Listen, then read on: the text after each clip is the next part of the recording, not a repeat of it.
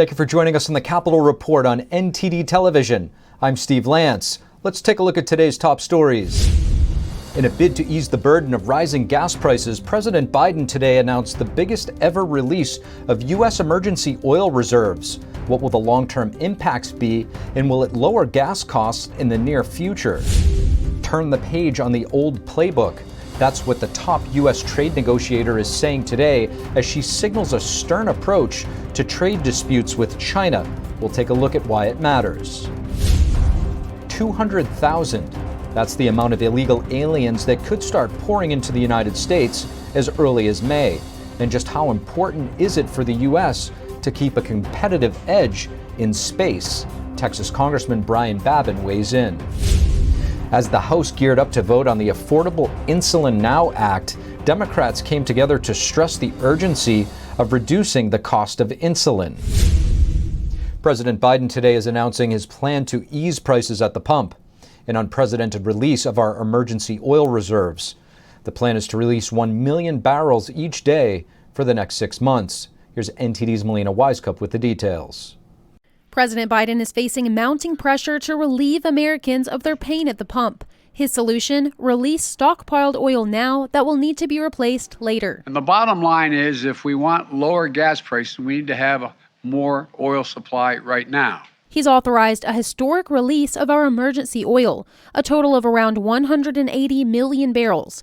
That's 1 million barrels per day to be released over the next half year. So how much will it help you, and how soon could you expect to get some relief? Experts say it will lower the price by cents, but it could take some time to see this $4 national average get lower. It will have an impact. I think it'll be incremental, and I think it'll be potentially a little smaller.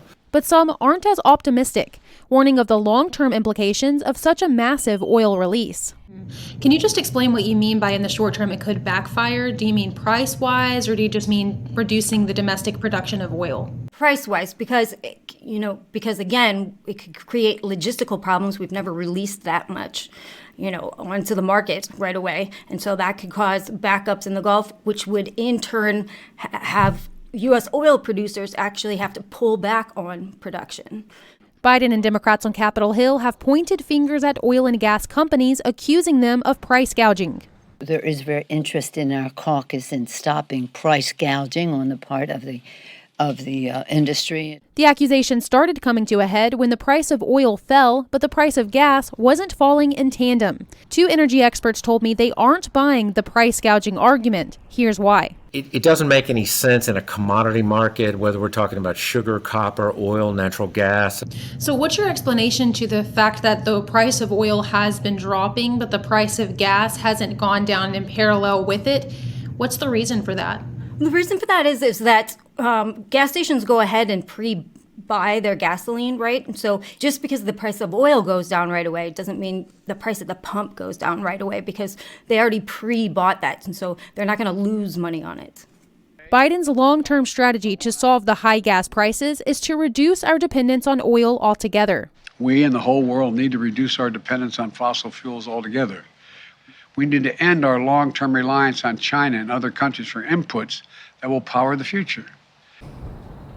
The president also announced today he's planning to use the Defense Production Act to support the production and processing of materials like lithium that are needed to make green energy products. The goal is to make us more energy independent as we move towards renewable energy. Reporting in Washington, D.C., Melina Wisecup, NTD News. Democratic Senator Joe Manchin is urging the Biden administration to reconsider plans to repeal Title 42. This U.S. code allows for the quick expulsion of illegal immigrants coming from a country with a contagious disease. The policy was put in place by the Trump administration at the start of the pandemic.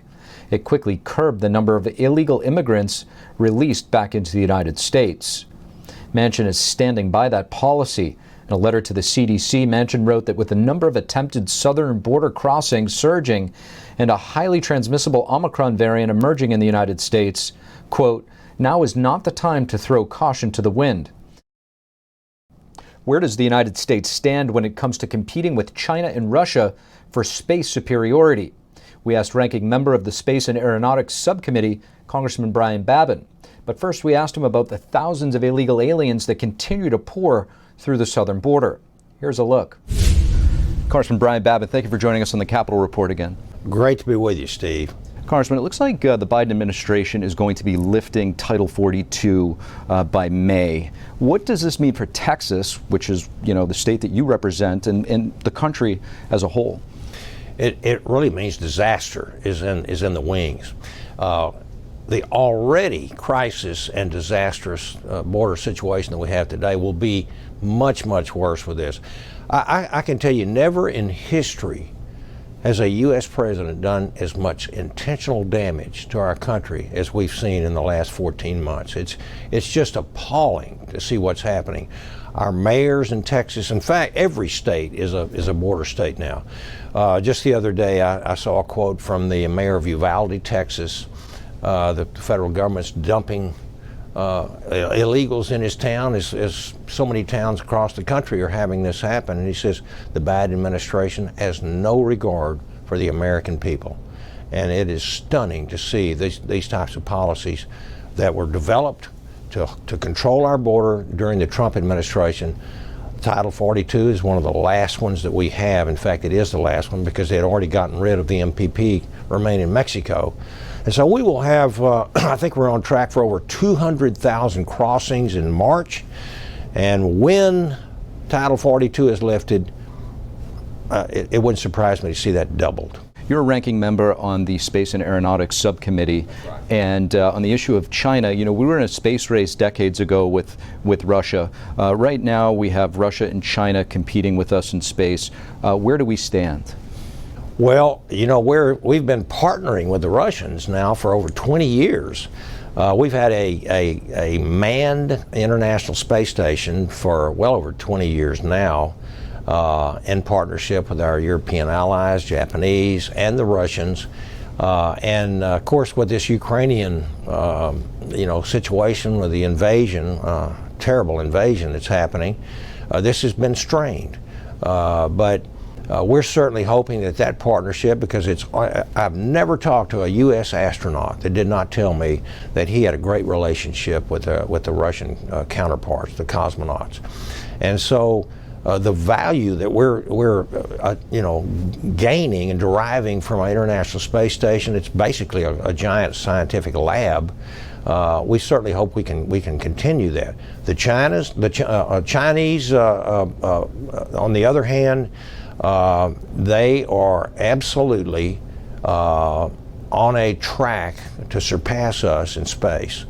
And we want to make sure that as we go to the moon and go on further to Mars, in the next decade or so, that the United States of America, with our open society, with freedom, with liberties that we've all enjoyed in our country because of our constitutional and Republican form of government, that we make those rules in space, and not the Communist Party of China. Now, just before I let you go here, due to the classified nature of our military weaponry that we use in space, how difficult is it to make sure that we're pushing those programs forward and that the American people know that we're on the right track? This is one of the functions and missions of NASA, and that is to educate the public, to encourage young people to go into STEM studies. When we need engineers and physicists and people that will go into our space industry. And we have a civil space. I am the ranking member of the Subcommittee on Space and Aeronautics, and NASA has a civil function, not Department of Defense. But I will say this, that all of the developments that we have on our civil side enhance the warfighting domain for Americans on our defense side. And we haven't pushed defense into the realm of space. It has been the Chinese, it has been the Russians.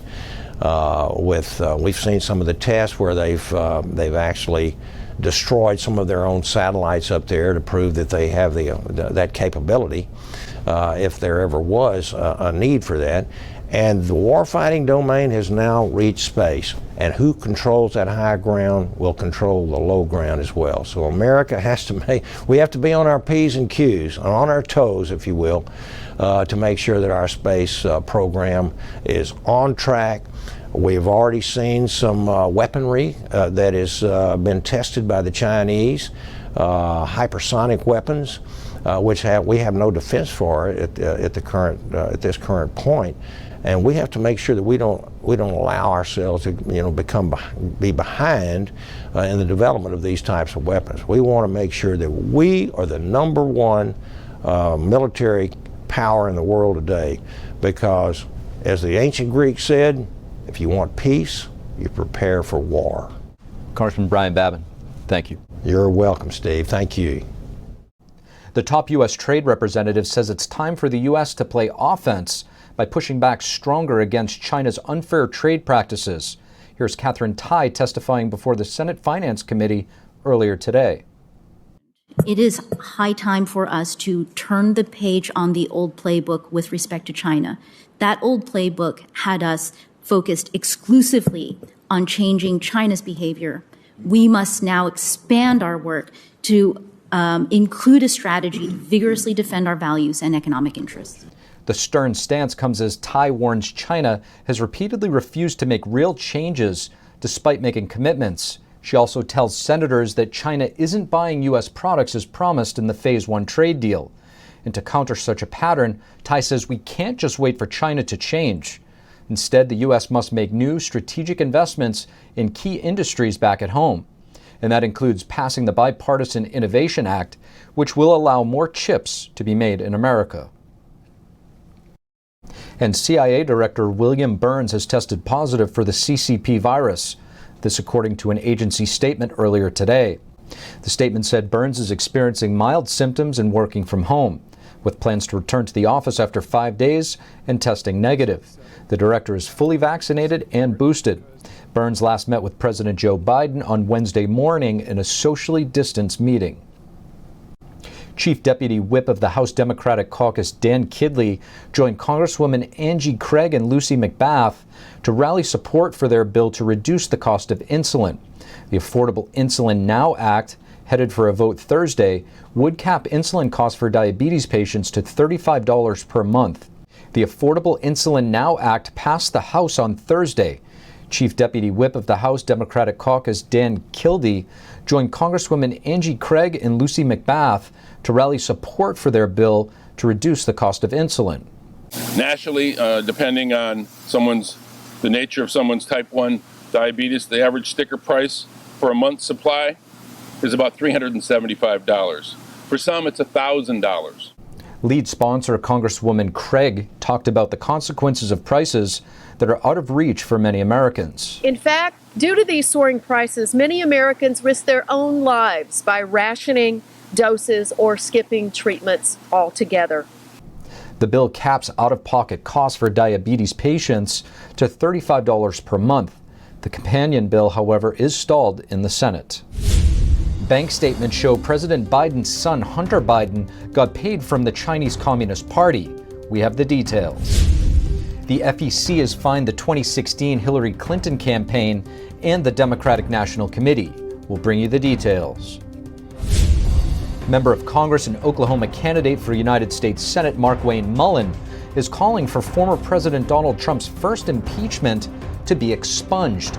The congressman joins us to discuss.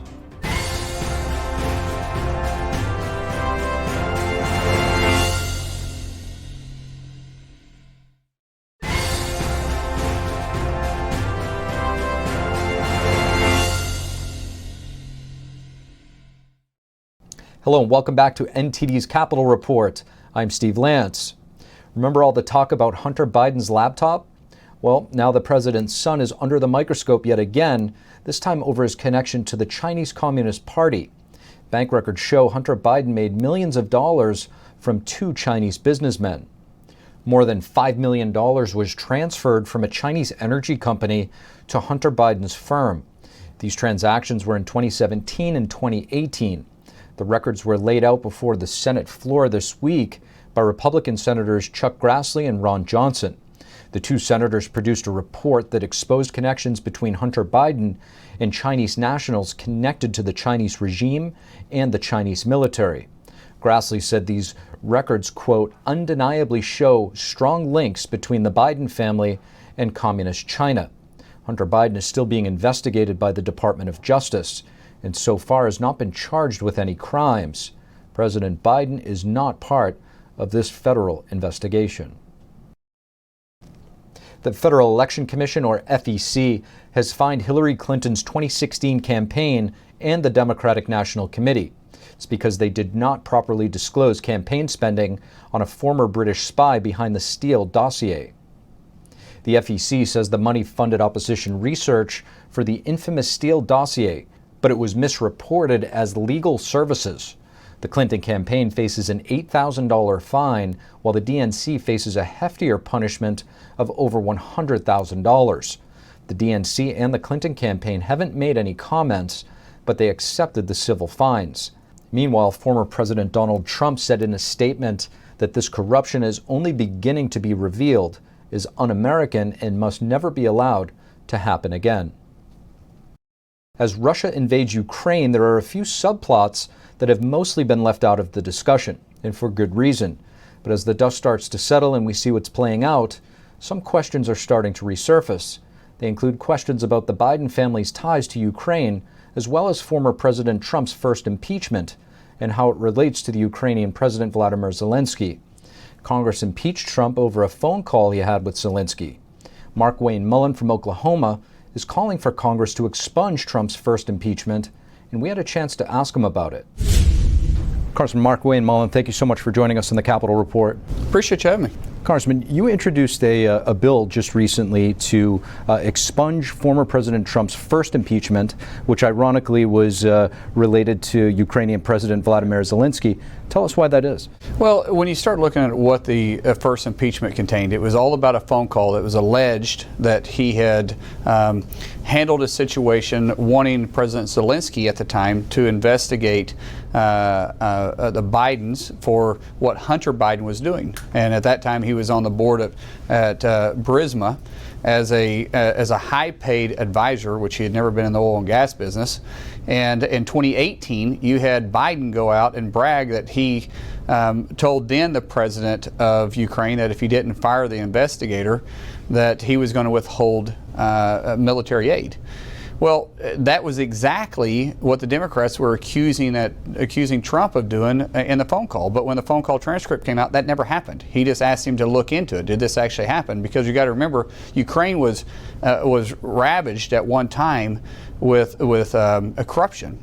President Zelensky ran on the fact that he wasn't going to allow that to continue. He was going to clean that up. And President Trump essentially asked him to do that.